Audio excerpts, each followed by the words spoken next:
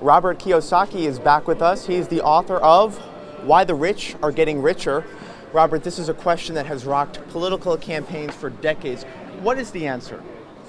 Well, debt and taxes for a young man like you will be your largest single expense. You see, but for a rich person with financial education, debt and taxes will be my largest source of income. It's so opposite of what everybody teaches you. So that's why I wrote Why the Rich Are Getting Richer, because it's really not fair. You'll work very, very hard, and debt and taxes will eat you alive. Where a guy like me, because I had a rich dad, and like President Trump, debt and taxes make us richer. It's opposite. So how do I get to your end of the spectrum? Is it largely through investing in real estate? Well, first of all, it's an education. There's many ways you can do it. I primarily do it via what I call the McDonald's formula. If you know, there's a movie Founder with was it Michael Keaton. He said, McDonald's business is real estate. It's not hamburgers, it's real estate. And so my business, the Rich Dad Company, is real estate. And that's why I use debt and I use taxes to acquire large tracts of real estate and pay no taxes. Legally. Huh. It's a very interesting discussion as the government looks to put forth tax reform. I mean, what are people getting wrong when it comes to taxes? Just not knowing the loopholes out there? Correct. If you're a hard-working employee or a doctor or an attorney, you will pay the highest taxes.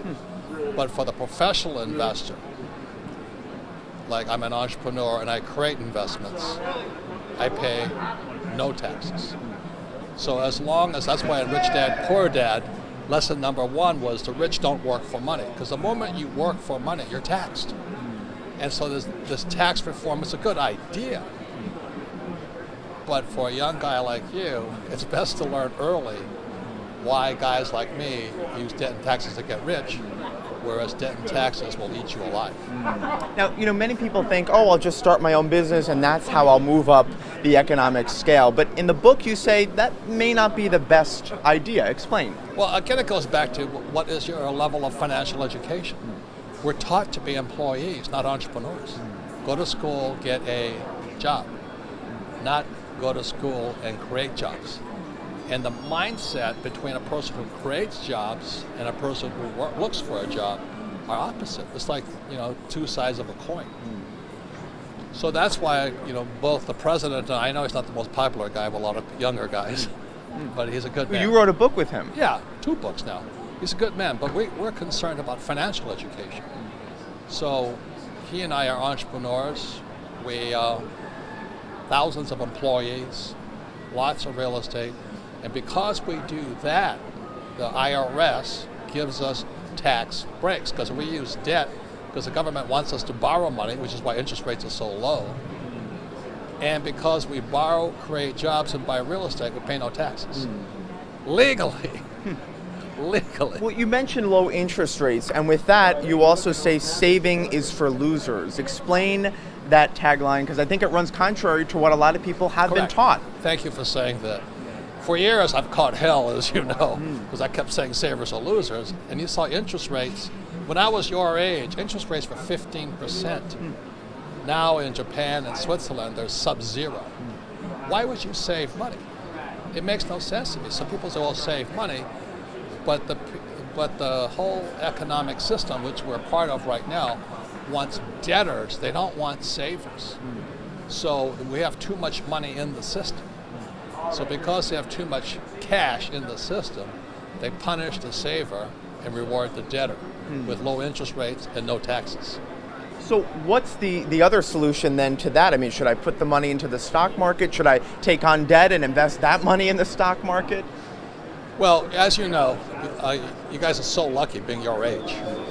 So we're in the information age. The problem is our school system's still in the Stone Age. And they don't provide you the knowledge to process information. So like when you say go to school to get a job, it doesn't make sense to me because I'll be taxed. And so really we're in the knowledge age and information. So the most important investment is your financial education, which is not taught in school. And so that's why so many bright young people like you come out, their student loan debt up to here, they're looking for this mystical, high-paying job, and they're living with mom and dad. So your number one tip for young people would be? Well, I would seek financial education for what I call real teachers, because when I was in school, most of them were fake. You know what I mean? They really didn't know what they were talking about. Like my accounting teacher, I'm in my MBA program, I knew more about accounting than he did, because the poor guy never left school. You know what I mean? He was like my poor dad, a school teacher. Real world experience. Yeah, really, yeah, surprising. I went to flight school, I flew for the Marine Corps. I had to have real teachers. You know, you don't want some guy who's never flown before or just flew a little Piper Cub to teach me to fly in combat. I needed real teachers. So as young people, I always say to them, choose your teachers wisely. Make sure they're real. Make sure they know what they're talking about. They're not people just working for that paycheck. You know, like most financial planners are good guys, but they're not rich people. Why wouldn't you take advice from them? And Robert, before we let you go, what is your advice for women and investing? What kind of mistakes do women make when it comes to investing? The biggest, you should talk to my wife, Kim. You know, I mean, she's beautiful on the outside, beautiful on the inside, but she says this to all women. Women, you and I know that when it comes to money, women are smarter than men. That's from my wife. All right, Robert Kiyosaki, thank you so much for joining us.